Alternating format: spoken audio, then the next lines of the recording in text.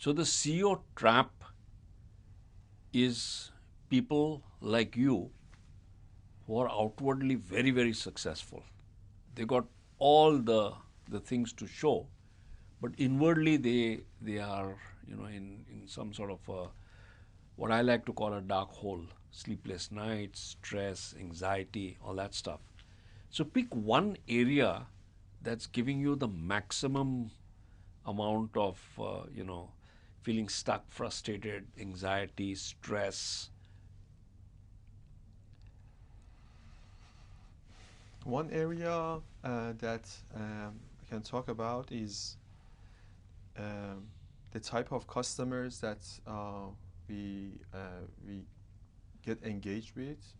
Customers that are uh, not very clear on what they need. They don't understand the return on investment. They're never happy no matter what we do.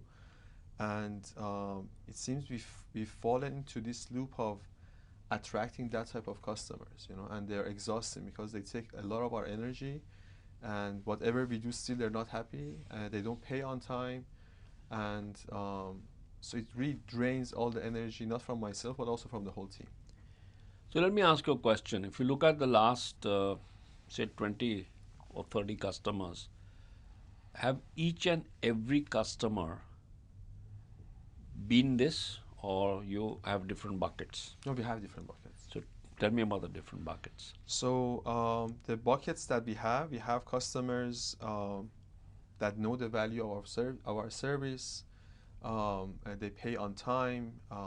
They understand the limitations of the technology, and it's working with them is joyful. It's So joyful, very yeah, good. yeah, Okay, so exactly. let's Yes, yes, stay yes, there. yes. Let's Yeah. stay there. Okay, so you are caught in a loop where you are attracting customers that are a nightmare, and it creates so much of stress and anxiety. Whatever you do, they never get pleased and all the rest of it. And somewhere, correct me if I got this wrong, but it occurs to me that it's creating some sort of a very deep disappointment that these are the only kind of customers that you're attracting more and more, even though you've had a few customers that have been very professional. So is that accurate? That is accurate. Yeah, yeah. So if I were to talk about you being a client magnet, then you seem to be attracting those clients or those prospects which are nightmare to deal with. Is that correct? Yeah, lately we're getting more of those. Correct. Yes, that is true. So now, if you are like most founders and CEOs, they get to a place where they're saying, look, there's something wrong here. And then it slowly turns into there's something wrong with me. And there's something wrong with us. And, we are not able to get the kind of clients. We got a few we really enjoyed, but we can't get more of them, right? Yes, yes, So yes, is yes, that yes. is that That is completely accurate. Yes, yes, yes. so when you settle in that place, Ali, you have created for yourself what I call a hellhole. It's a very dark hellhole, and you got lots and lots of evidence to prove that you are in that hellhole. If I challenge you like this, what do you mean? Look at my last 20 customers, 18 are like that. So you can show me the statistics, right? Yeah, yeah. So maybe the problem that you are articulating, that we are attracting all the wrong kinds and we are always getting into this kind of trouble. I want you to think of another articulation to that situation, is that you haven't got a filter system in place. And if we can work on a filter system, and you're very clear upfront in the first meeting or the second meeting itself that this person is not going to give us, the pleasure of working, the joy of working, and therefore put our energy and create something spectacular. Of course, there's a baseline that you deliver, which is above board. I'm not talking that. I'm talking about higher levels. But before we go there, let me ask you another question. You've been to all kinds of restaurants Yes. and all kinds of places, right?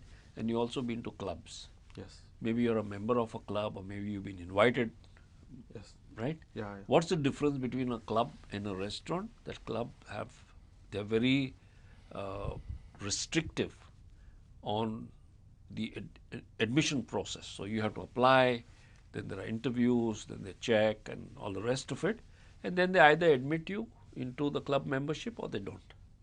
Correct. Correct? Yes. So when you go to a club, your experience of that place and all the people that are there and all the customers that are there is completely of a different order than if you go to any restaurant. Because in that restaurant, anybody and everybody comes. Yeah. Yeah. It's a mixed Correct? crowd. Correct. Yes. Yes. Yes. And you realize one thing, that when there's a successful club, everybody aspires to be part of that club. So there's a long waiting list, and the entrance structure, process, fees are very, very high, Correct. right? Yes. Now, if you were to think of the way you're running your operation like a open restaurant, and anybody can walk in, and you'll entertain them.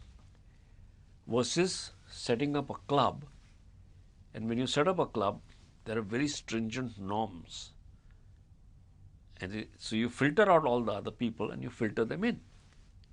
So if you can think of this construct, now let's start looking at how you can create that filter, and if you apply that filter, how you will start experiencing, dealing with people in an exclusive club, and then what begins to happen, that you are part of, let's say, an exclusive club. You meet your friends, you start telling, hey, there's a great club, man, try to get in, it's very difficult, but if you apply now, maybe in 6-8 months, you'll be able to come in. That's the word of mouth that starts. So if you were to constitute yourself as a club, more and more and more, that word of mouth will come. You will enjoy working with people because you have managed to put those filters in place. So let's look at a very simple system. And that simple system is that we are going to now look at 4 different buckets. So the first bucket is the one that you described. Let's call them the God's gift. That these people are spectacular to work with. You feel so good, your energy is always high, and if they have any issues, they talk to you with so much of respect that you run to fix it. These are God's gift, and they can even become your lifelong friends. That's the first bucket. The second bucket is professionals. So professionals treat you with a lot of respect. They, deal with you with a lot of, again, with a lot of respect and all the rest of it. And then when the job is done, they pay you without any issues. They don't trouble you. The third bucket are whiners. So whiners are people who will keep on whining whatever you do. And that whining gets to you. It kind of is very draining. So what the hell I'm doing? This guy is going on whining, whining, whining. But in the end, they pay you. And the last bucket is rascals. These rascals, they whine and they make you whine 3 times.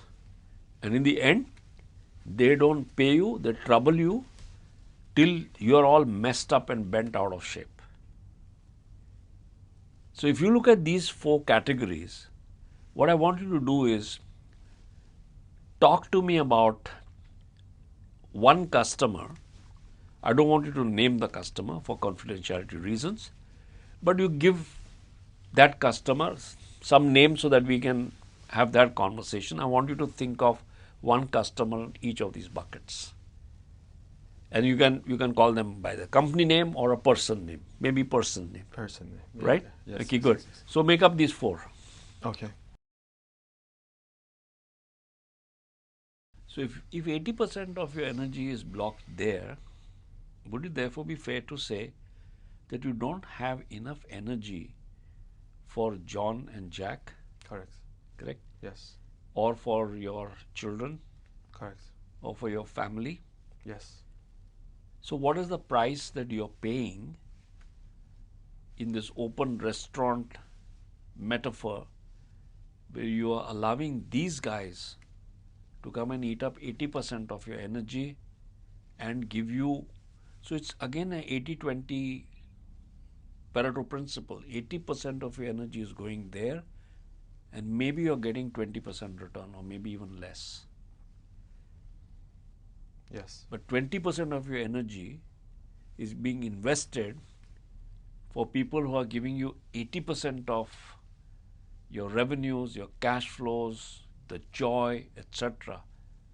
And 20% of that energy is what you have available to enjoy with your kids and your family. Correct. Correct? So this is the trap of being an open restaurant. Now let's look at a very interesting question. I want you to think and answer this as quickly as possible with fewer words. How soon did you recognize that these were people in these four categories? How soon did it take for you to recognize that John was God's gift, that Jack was professional, that Russell was a whiner, and Max was a rascal? How soon did it? Very early on. Early on when? Um, So there are two stages, okay? yes. Before you sign the project and after you sign the project. So talk to me about before you sign the project. Were there any signs? Yes. What are the signs? So with John and Jack, again, both agreed to pay for our proof of concept. They didn't want to do things for free. They understood the value of that. So that was, again, they were professional. Meetings were always on time. Everything was well documented. Communication was very polite from the beginning. And yeah, and from the very beginning, even if as a customer, sometimes you don't have to show the joy or excitement about something, they were showing that, that they were like excited about getting this project done and getting many of their issues resolved. And so that's something we saw from the very beginning With John and Jack. With John and Jack. What about Russell and Max? And I like the way you are bracketing these two and these two. Yes. So go ahead.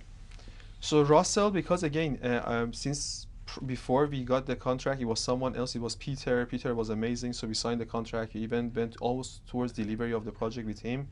So everything was perfect. So I want you to look at this from this point of view, to split that project into two parts. Part one was Peter. Yes. And Peter was part of either God's gift, as you said, or professional, right? Correct. Yeah. But then when this guy took over, you assume that this is now a new contract. It is a new contract. Correct? Exactly. So when it became a new contract, right from the beginning, the first few meetings itself, what signs you saw which got proven a bit later that this guy is a whiner? He was whining from the first meeting. He was not believing in the whole solution. He was doubting many things.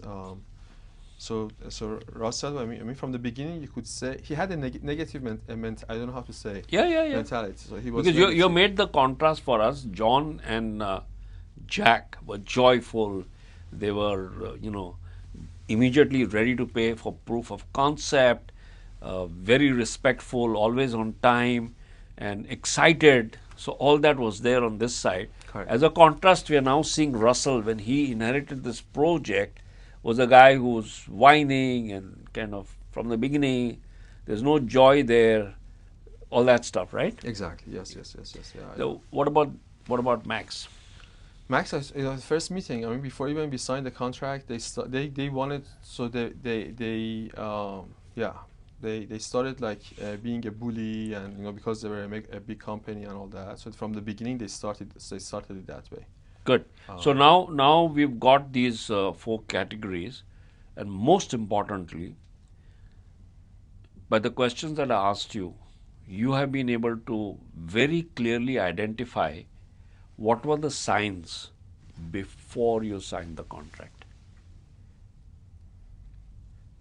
And my offer to you is that those signs you got before signing the project, but you were not alert because you had not classified these into these four categories.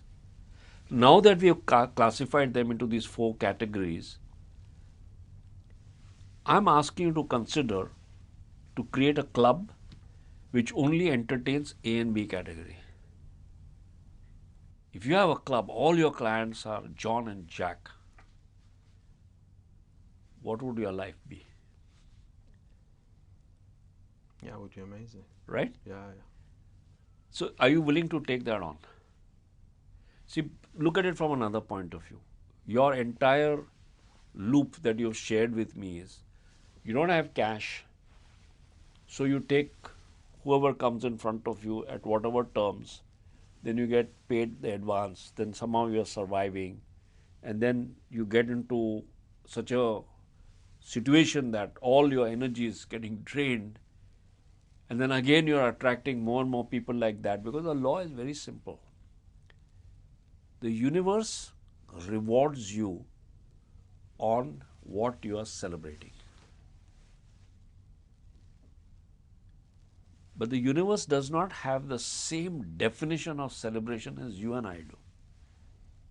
Because our celebration is happiness, joyfulness, enjoyment, smiling, all of that, right? Yes, yes, yes. For the universe, celebration means where are you spending more time? Because the universe trusts you, you're an intelligent guy. So universe looks down and say, oh, this guy is spending a lot of time with these kind of people, so give him more of these. That's the law of attraction. That's how you're magnetizing. Now, if you start spending more time with your kids, enjoying, laughing, energizing, they feel joyful. The universe looks down and says, okay, this is what he is celebrating by spending. So they create the conditions to give you more of that. More of that. Correct? Yes. Now, the problem with us is that we expect the universe to provide. And we turn to the universe and say, I'm a good guy. You know that I have these A, B, give me more of these. It doesn't work that way. The universe says, listen, buddy, you do whatever you like to do. I'm just checking in to see where you're spending more effort, more energy, more time, and I'm going to create those conditions for you. So if you want A and B, are you willing to start saying no to C and D?